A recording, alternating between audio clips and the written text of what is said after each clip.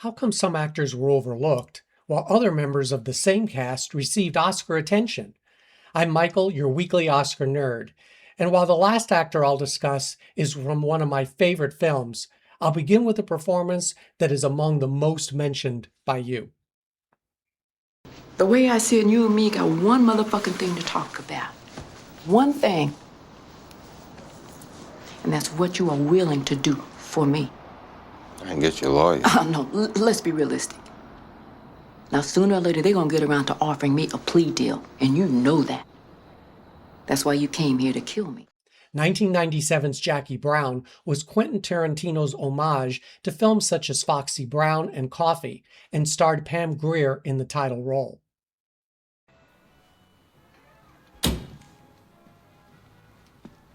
Melanie? Jackie? Hey girl, what's up? Hey, are you getting that suit? Yeah, you like it? Looks really good on you. You got something for me? You betcha. In the successful crime drama, Jackie Brown explored the themes of betrayal and survival. The film's heroine navigates her way to freedom after caught smuggling drugs for her boss. I didn't use you, Max. I didn't say you did. And I never lied to you. I know that. We're partners. I'm 56 years old. I can't blame anybody for anything I do. Do you blame yourself for helping me? Pam Grier made a name for herself after appearing in numerous exploitation films, including The Big Dollhouse, Women in Cages, and Black Mama, White Mama. She was the first and only choice for the role in Jackie Brown, and her performance brought her nominations at SAG and the Golden Globes. While Grier's co-star Robert Forster received a Supporting Actor Oscar nomination, Grier was overlooked, despite being on many lists as a serious contender for lead actress. I'm not sure why the actress was snubbed, as the film was a critical and box office success. Jackie Brown is among the highlights of Pam Grier's career, which consists of appearances in more than 100 films and television productions. Which nominee would you have taken out and replaced with Grier? What did I do if you know so much? You pick up a stick and you hit him with it. You hit him with it because he wouldn't give you that medal like you told him to.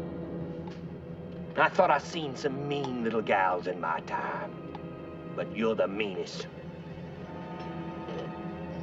You want to know how I know how mean you are? 'Cause I'm mean. The Bad Seed was adapted from the hit Broadway play and turned into a classic 1956 film.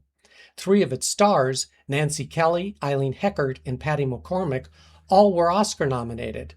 But the great character actor Henry Jones was left out. I'm gonna call the police and I'm gonna tell them to start looking for that stick in the woods. I got what they call stick bloodhounds to help them look. And them stick bloodhounds can find any stick there is that's got blood on it. When they bring in that stick you wash off so good, the police are gonna sprinkle some special blood powder they got on it. In the role of Leroy, the janitor who knows too much, Henry Jones recreated the role he originated on Broadway. I'm working down the cellar and I hear them shoes come rat-clattering down that incinerator. Open the door quick and there they is. Just sitting up on top of the coals, only smoking the least little bit. I pull them out. They're scorched. Sure they're scorched. But there's plenty left to turn blue and show where that little boy's blood was. A reliable character actor adept at both drama and comedy, Henry Jones didn't receive a single nomination throughout his long career. But I think he should have joined his Bad Seed co-stars as a Best Supporting Actor Oscar nominee. He was one of those actors who everyone recognized in the more than 50 films and 100 television shows in which he appeared. Should Leroy have joined the others at Oscar time? Henry Jones died in 1999 at the age of 86. I mean, you get coffee and you run errands, yet I'm in charge of her schedule, her appointments and her expenses. And most importantly, I get to go with her to Paris for Fashion Week in the fall. I get to wear couture, I go to all the shows and all the parties, I meet all of the designers. It's divine. Of course, Meryl Streep dominated 2006's The Devil Wears Prada and gave what I think is one of her best Oscar-nominated performances. But the film would never have been as good without Emily Blunt's, well, blunt characterization of Miranda's first assistant, Emily. You went upstairs. You went upstairs. Oh my God, why didn't you just climb into bed with her and ask for a bedtime story? Okay, I made a mistake. I know. Andrea, you don't understand. If you get fired, that might jeopardize Paris for me, and if that happens, I will search every Blimpies in the tri-state area until I track you down. She's gonna fire me? I don't know. Emily Charlton is a veteran of Miranda's unreasonable demands and insistence on perfection by all of those around her. And though the unexpected accomplishments by Andy, played by Anne Hathaway, continually surprised Emily, her impatience remained. Did she say which skirts? No. Did she say what kind? No, Colour? I tried to ask her. You never ask Miranda anything, right? I will deal with all of this, and you will go to Calvin Klein. Me? Oh, I'm sorry. Do you have some prior commitment? There's some hideous skirt convention you have to go to. Emily Blunt won the part after more than 100 actresses were considered for the role. Nominated at BAFTA and the Golden Globes, Blunt's scene-stealing performance seemed like a no-brainer for a supporting actress Oscar nomination.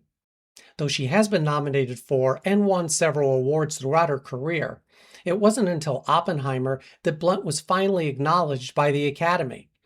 Do you think she was overlooked for The Devil Wears Prada? And if so, which nominee should Blunt have replaced? It was an immense project. I was to extract 1 decagram of myelin from 4 tons of earthworms. Really? Yes. I was on that project for 5 years. I was the only one who believed in it. Everyone else said it couldn't be done. It can't. I know that now. I proved it. In 1990's Awakenings, Robert De Niro was nominated for lead actor for his performance as Leonard, a patient being treated with a drug that improves his years spent in what is described as a waking coma. De Niro's co-star, Robin Williams, played Dr. Sayer, based on the real-life Dr. Oliver Sacks. They said there was insufficient data at this time, that continued observation was necessary for a complete diagnosis. They said it's a different world out there, and you may not be prepared for it, and they couldn't be held responsible for what might happen to you. They said no. Though he is able to make remarkable progress with Leonard, Dr. Sayer soon realizes that the effects of the drug are temporary. It's late. Everyone's asleep.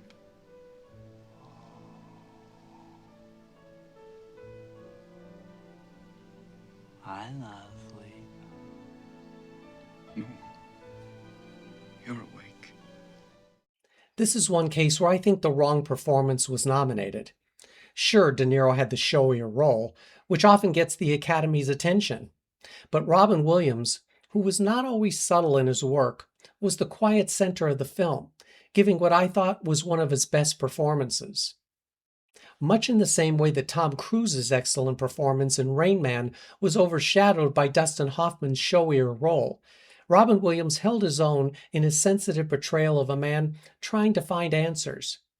For what it's worth, at least Roger Ebert agreed with me. Here's a man who started out as a comedian who has been criticized over and over in his dramatic performances for allowing the stand-up shtick to kind of get in the way. And in Awakenings, I thought he was so self-contained, so centered, such a good, strong performance. And there's no better actor than Robert De Niro, but I thought that in this movie, Williams deserved the nomination more than De Niro. But every time the Academy takes an actor who does something like mental illness or lots of makeup or 100 years older than his real age or plays another sex or something, and they confuse that with acting. And I think what Robin did in that picture was really a lot harder than what De Niro did. Robin Williams did win an Oscar for his supporting role in Good Will Hunting, along with 2 Emmys, 4 Golden Globes, and 5 Grammys, along with a star on the Hollywood Walk of Fame. He suffered from Lewy body dementia, which resulted in his suicide in 2014 at the age of 63. I'll tell you something. Please. Yeah, well, see this? See that? that? I am this far, 1 second, 1 millimeter, 1 second from being legal. So I'm gonna have to ask you to come back when you're, when that centimeter's up. Well, that would be tomorrow morning then. I have it on good authority that Courtney Love's portrayal of Althea in 1996's The People vs. Larry Flynt was spot on. And I'll tell you more about that in a minute. Listen, you think just 'cause it's your birthday that you can be a bitch? Yeah, and I think I'm 50 feet tall and you have a needle dick, okay? Don't ever hit me like that again. Don't talk to me like that. Don't hit me like that again. I'll go back and I'll eat dog food, okay? I'll eat dog food. You know what? Take this, because I don't own this anymore. I don't have one. The wife of hustler publisher Larry Flynt was a major influence and driving force behind the success of the notorious men's magazine, which successfully competed with its counterparts Playboy and Penthouse. They say that you're paralyzed. They say you're paralyzed from the waist down. They say that you ain't gonna walk again. The film told the story of how Flynt met Althea when she was an underage stripper in one of his clubs, and his subsequent assassination attempt, which left him paralyzed. Though not formally educated, Althea took over the helm of the magazine and helped build her husband's empire. Considered for the role of Althea were Patricia Arquette, Cameron Diaz, Mira Sorvino, and Rachel Griffiths. Courtney Love reportedly showed up for her audition under the influence of drugs, but director Milos Forman thought she was perfect for the role. Love received great reviews and was considered a serious Oscar contender, but only her co-star Woody Harrelson was nominated. So, how do I know that Courtney Love nailed her performance?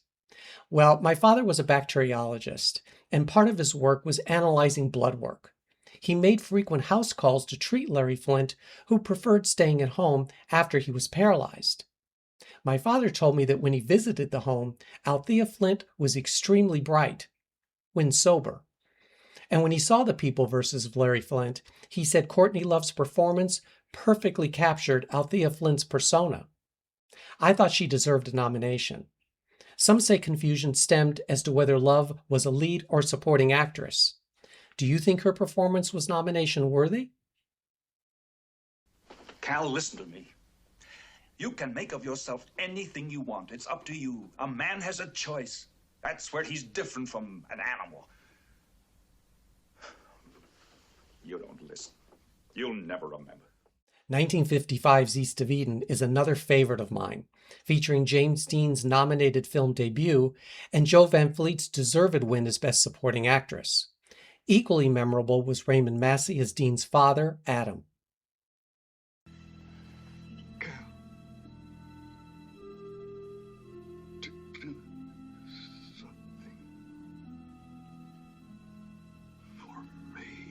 Yes. That woman, nurse, can't stand her. A devoutly religious and stubbornly unforgiving man, Adam's cold, distant nature propels his son Cal to move mountains to help him out of a financial crisis, only to ultimately face the same rejection. Cal, I sign my name, and boys go out, and some die. And some live helpless without arms and legs. Not one will come back untorn. Do you think I could take a profit from that? I don't want the money, Cal. I couldn't take it. Reportedly, there was great tension between Massey and Dean, the former intensely disliking the charismatic newcomer. Director Elia Kazan decided that the tension would be well-purposed in the scenes with father and son, and encouraged Dean to antagonize Massey off-camera. Raymond Massey began his film career in the early 1930s and appeared in more than 50 films, receiving his one career nomination as lead actor in 1940's Abe Lincoln in Illinois. Though the making of East of Eden was not a happy experience for him, Raymond Massey later stated that the role of Adam was one of the best of his career. I agree, and cannot understand why he wasn't Oscar nominated. Do you agree that he was overlooked? Raymond Massey died in 1983 at the age of 86. Your father never laid a hand on me until we were married. And then I just gave in because a wife has to. A woman doesn't enjoy those things the way a man does. She just lets her husband come near her in order to have children. 1961's Splendor in the Grass brought Natalie Wood her second Oscar nomination for her role as a young woman whose blossoming sexuality brings her conflicted feelings. As her conservative, repressed mother, Audrey Christie delivered an excellent performance that I think deserved a nomination. Tell me how serious have you and Bud become? I mean,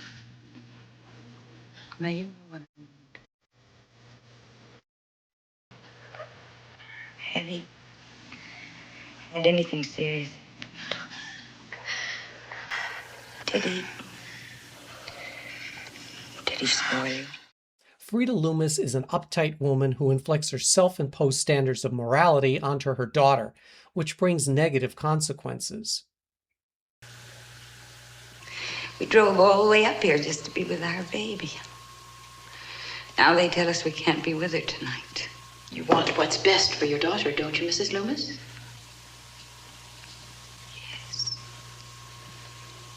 Yes, I want what's best for my daughter. The film, by playwright William Inge, sensitively depicted life in the 1920s. The mother-daughter conflict was a central part of the story, and director Elia Kazan, once again, evoked needed tension by telling Audrey Christie to offend Natalie Wood right before shooting the bathtub scene. Audrey Christie began her career as a singer and dancer in vaudeville. She made only 10 films, among them Carousel, The Unsinkable Molly Brown, and Mame, in addition to numerous episodic television appearances. I wish the Academy had added her name to the supporting actress lineup, and I can think of a couple of performances she could have replaced. What are your thoughts? Audrey Christie died in 1989 at the age of 77. Another favorite film of mine that featured a trio of excellent performances is coming up. But first, I want to give my thanks to you for watching this video. I love talking about Oscar what-ifs, and I know many of my fellow Oscar nerds enjoy speculating on this subject as well. If you're new to the channel, become a subscriber and join us for weekly videos and daily polls. After the video concludes, please give it a thumbs up and share it with Oscar nerds you know who will add to the discussion. How you doing? Hi, can I get a Miller, please? You got it.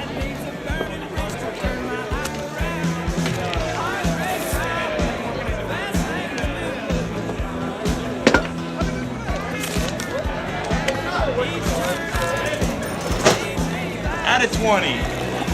3, 4, 5. 5 is 10, 10 is 20. Thanks. The Grifters received nominations for Angelica Houston and Annette Bening for their respective lead and supporting performances. As the 1990 film's male lead, John Cusack was excellent as Roy. Not as tough as you, huh? How'd you get that punch in the stomach, Roy? I tripped on a chair. Get off the grift, Roy. Why? You haven't got the stomach for it.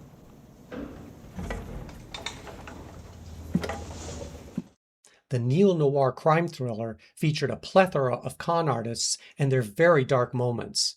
As Houston's son and Benning's love interest, John Cusack superbly walked the fine line between victim and hero. Lily, listen to me. It's good advice. I'm following it myself. What?